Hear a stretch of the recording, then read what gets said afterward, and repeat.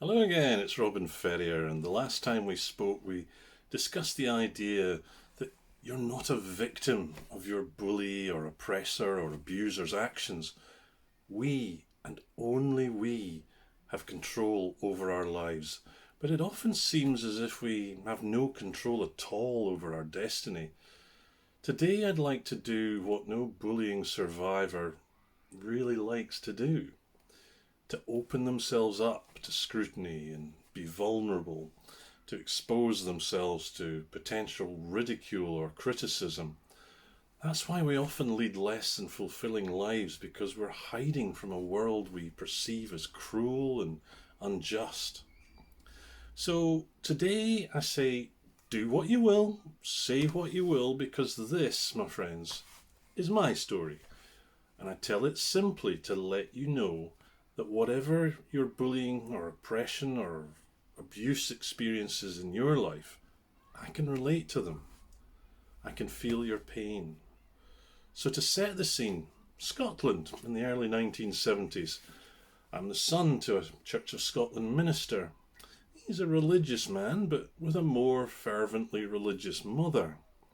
My father is a soft, gentle man that he wouldn't hurt a fly. He'd give you his last penny to save you in some way. But my mother herself was a person racked by self doubt and barely restrained anger against a world that seemed to want to beat her down. Now, Dad was the chaplain to the school, and very soon I became the butt of everybody's anger against the system. Along with teachers and the like, my dad, he represented authority and restriction in the form of religion. So if they couldn't take out their frustrations on the system, then what might be the next best thing, huh? And so it started from my very early years until about 14. Beatings, threats, put downs, insults, isolation. It was a typical example of how kids, they're emotional beings, and they live and act based on gut felt sensations and feelings. Feelings based on their own fears and misunderstandings. Put simply, kids can be horrible because kids react to their basest instincts with little logical or moral filter, and those things have yet to develop. And so, for the next 8 to 9 years, I loathed my schoolfellows for how they treated me, but I also came to resent a system that failed to support or protect me. I still retained a degree of pride in my own decency, so I would tell the truth even when it worked against me and permitted bullies to get away with their acts, or even for me to receive punishment when I attempted to protect myself. Nobody, including my parents, truly saw my suffering. My father said to turn the other cheek and run away. My mum, a woman who herself had been bullied and assaulted, was very defeatist about my fate. That's how things are for people like us, she would say. So essentially, the story this young boy heard was, this is your lot. You don't deserve more. God wants you to suffer. I'm sure that wasn't their intention, but that's the message I certainly took away. And then, of course, these feelings developed into, your destiny is written by others. You have little value or worth. You have nothing to say that anybody wants to hear. Stay down and in your place, or you'll suffer. You have no right to expect good things to happen. As a man, you're an embarrassment. You're not fit to fulfill the deepest roles that a man may have. Do you see, my friends, that bullying, oppression, and abuse, even if only on one or a few occasions, it can grow legs, arms and legs, if there's no intervention to this supposed logical thought processes. The conclusions we draw about ourselves, the beliefs that we create about ourselves, they are often created through some form of trauma, but they can bear little resemblance to the original assault because of the intense feelings that we have about it. And often these self beliefs, They're not there on the surface, for you to see. They're held in the subconscious, where so much of your hurt actually lies. Your actions come from the subconscious, and so you act based on a process that you don't necessarily see or even understand.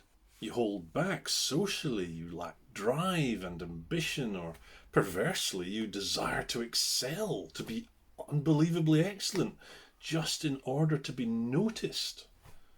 You take few risks, you have a negative view of the world and your role in it. Your ability to trust is tested daily. Now, these are just but a few of the traits that grew in me as I grew older, and I took them into my adult life. So when confronted with conflict in my working life, I took on the role of a victim, a supplicant to the whims of corporate authority. I became the scapegoat for other people's failings because I felt, and because of my self-beliefs, I actually was vulnerable. But more than this, I had an anger and a resentment within me at the seeming injustice of this. And in addition, I had a gnawing, clawing shame and guilt that I seemed unable to man up and protect myself and others from injustice as I saw it. And this school playground developed into corporate offices, and schoolboy bullies developed into men in suits. And by that I mean that I allowed the feelings of my younger years to dictate my response to events in my later life. They were programmed into me via my subconscious. The anger and resentment I felt would on occasions, it would push me into situations where I maybe overcompensated for my own feelings. I was labelled as arrogant by people who maybe had little or no empathy or understanding of my situation. And so when you're put down for trying to push past yourself, albeit clumsily, all this does is to reinforce those old feelings of inadequacy, powerlessness, and negativity. If, when I try to exceed my feelings of worthlessness, I get put down, it's better just to stay in the shadows as a grey man. It took me many years and many embarrassments to realise that I was carrying with me a burden from my past that didn't serve me. And I began to realise that what other people were seeing of me was a person struggling with stifled anger, feelings of worthlessness and negativity. It's not attractive. And so people would respond to me accordingly. It was, in honesty, not really that surprising. They didn't know me or see my pain. They responded to what they saw, and what they saw on occasions could be less than pleasant. A self-awareness grew in me of what other people saw in me and why. If you try to dissociate yourself from yourself for a moment, imagine you're sitting at a table on your own, and imagine your whole being, your whole essence removing itself from your body so that you can drift into the room and look at yourself dispassionately. That's not you there, it's the shell that is you, your body. It's some poor guy struggling in life. What does he look like?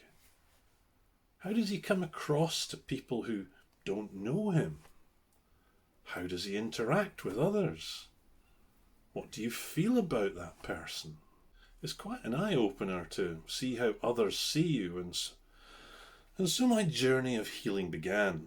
Bouts of depression kicked in and I sank to new lows.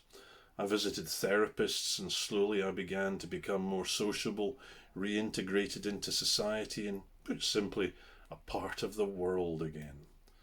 But depression can come and bite you when you don't expect it. It happens to some extent because your image and expectation of the world, it's not borne out by reality. Life feels like one big disappointment. My mum used to play the Peggy Lee song, "Is That All There Is?" And I'm going to embarrass myself now. Is that all there is? Is that all there is? If that's all there is, my friend, Then let's keep dancing. Let's break out the booze and have a ball, if that's all there is. So life can feel like an endurance race, and I was damned if I was going to accept that life was shit and then you're dead. I found my anger rise again, and I used that anger to push myself into learning about psychology, about human nature, and how to heal. I learned from others as I travelled the world, seeing their pain and learning their stories. I gather and collect people's stories like some people collect stamps. Throughout the world, I saw disillusionment and pain in people that had been oppressed and abused and bullied, and knew that it didn't have to continue to be this way. We can lay our burdens down. I became a life coach for the Feel the Fear and Do It Anyway organisation. Susan Jeffers, a wonderful American psychologist, her teachings seemed to speak to me. Just like she knew me, it became clear from then on that my destiny was to bring this knowledge and more to others that struggle. I saw the world crying out for men to stand up and be counted in a world that presented challenges on a daily basis. And yet some men still shy away, hang back, and feel unworthy of this challenge we call life.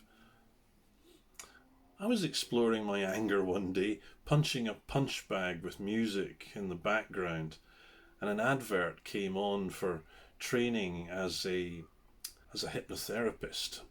I trained with the Marissa Peer Rapid Transformational Therapy School, and learned so much more about myself and others.